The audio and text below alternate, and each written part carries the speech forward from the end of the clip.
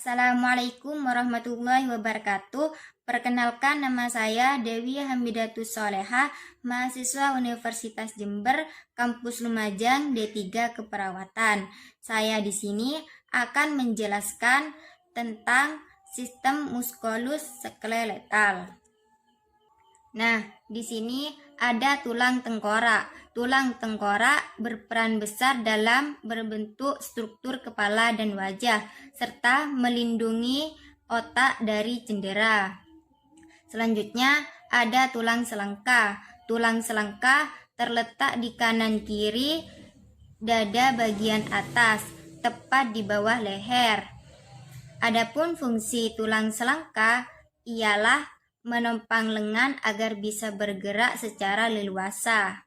Selanjutnya ada tulang lengan atas, humerus. Fungsinya ialah menjadi penghubung antara gelang bahu dan tulang lengan bawah. Selanjutnya ada tulang rusuk dan tulang dada. Tulang rusuk dan dada merupakan struktur utama dari organ dada yang melindungi organ vital dada, yakni jantung dan paru-paru. Adapun fungsi utama tulang rusuk ialah membantu pernafasan. Selanjutnya, tulang pengupil, radius. Fungsinya ialah tulang yang menyusun lengan bagian bawah serta menghubungkan bagian siku dengan tangan di sisi ibu jari. Selanjutnya ada tulang hasta, ulna. Fungsinya ialah membentuk lengan bawah sebagai alat gerak manusia serta menghubungkan lengan atas dengan pergelangan tangan. Selanjutnya ada tulang paha, femur.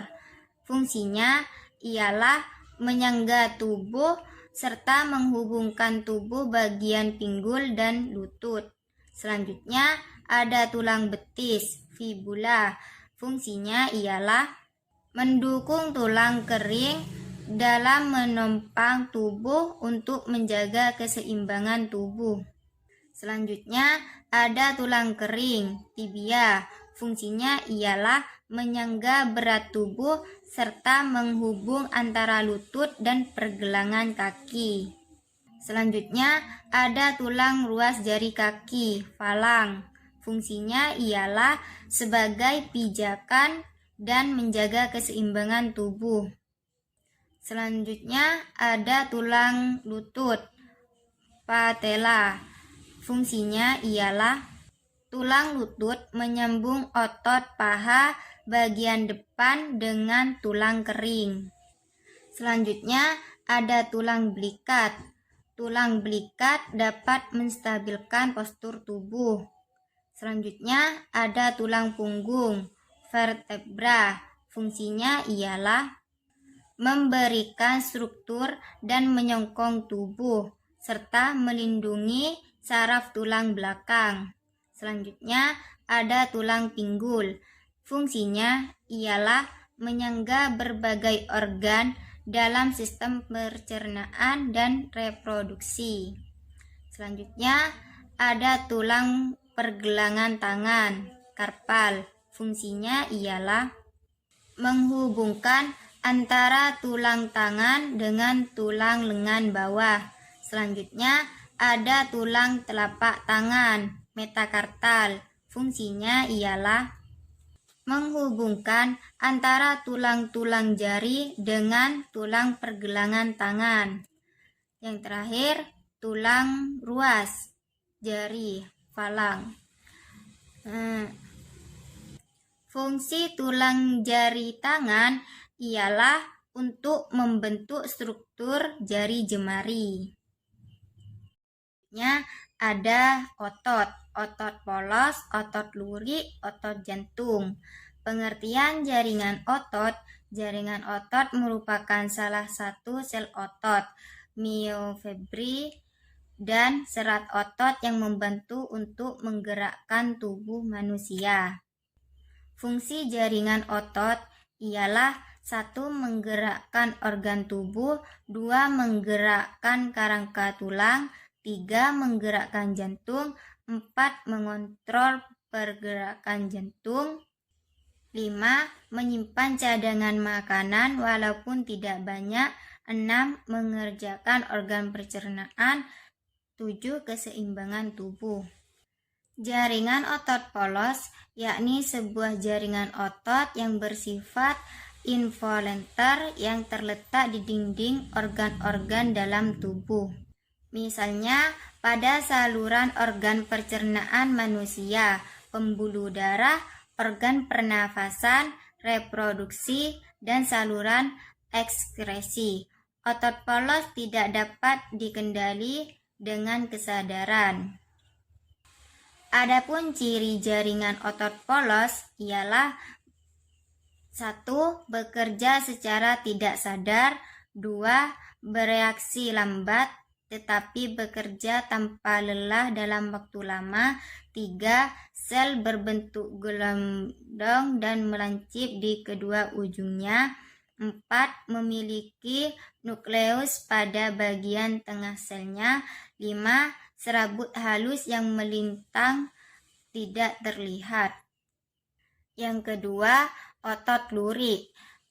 Jaringan otot lurik yaitu suatu jaringan otot yang memiliki sifat voluntar melekat pada bagian rangka. Otot lurik ini sering disebut juga dengan otot rangka, bekerja di bawah pengaruh kesadaran sehingga otot lurik tidak dapat bekerja terus-menerus, akibatnya akan mengalami kelelahan. Otot ini berada di luar dan dapat menyimpan cadangan makanan. Adapun ciri-ciri jaringan otot lurik ialah 1. Bekerja secara sadar. 2. Bekerja cepat tetapi tidak menimbulkan rasa lelah. 3. Berbentuk silindris memanjang. 4. Pada bagian ujung tidak bercabang. 5. Memiliki beberapa nukleus di bagian sisi tepi selnya. 6. Serabut halus yang melintang pada jaringan terlihat. Yang ketiga, jaringan otot jantung. Jaringan otot jantung ialah salah satu jaringan yang bersifat involuntar, hanya berada di jantung. Memiliki struktur hampir sama dengan otot lurik, namun memiliki konsep kerja seperti otot polos. Ciri-ciri jaringan otot jantung di antaranya ialah 1. Bekerja secara tidak sadar. 2. Bekerja sedang tetapi bekerja tanpa lelah dan waktu yang lama. 3. Sel pada jaringan berbentuk silindris dan memanjang. 4. Kedua ujungnya bercabang. 5. Memiliki satu nukleus di bagian tengah selnya. 6. Memiliki serabut halus yang melintang pada jaringan terlihat jelas. Selanjutnya ada sendi, yaitu sendi peluru, sendi kondiloid, sendi luncur, sendi putar, sendi engsel, dan sendi pelana. Sendi adalah penyambung antara tulang sehingga tulang mampu digerakkan. Jaringan antar tulang ialah persendian dan perusahaan. Sendi terdapat pada manusia dan hewan. Persendian pada manusia dan hewan ialah menerima kelenturan juga pergerakan pada tempatnya. Sendi juga berperan sebagai sumbu anggota gerak.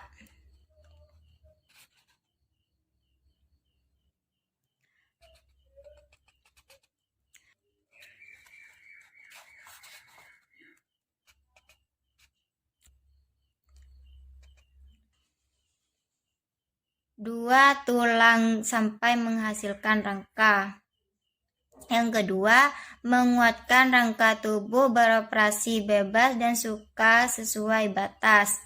Yang ketiga, menjalani berat badan. Sendi peluru memungkinkan gerakan yang bebas hampir ke segala arah. Misalnya, sendi antara lengan atas dan bahu. Sendi engsel memungkinkan gerakan satu bidang seperti pada engsel pintu dan jendela. Misalnya, sendi pada siku dan lutut.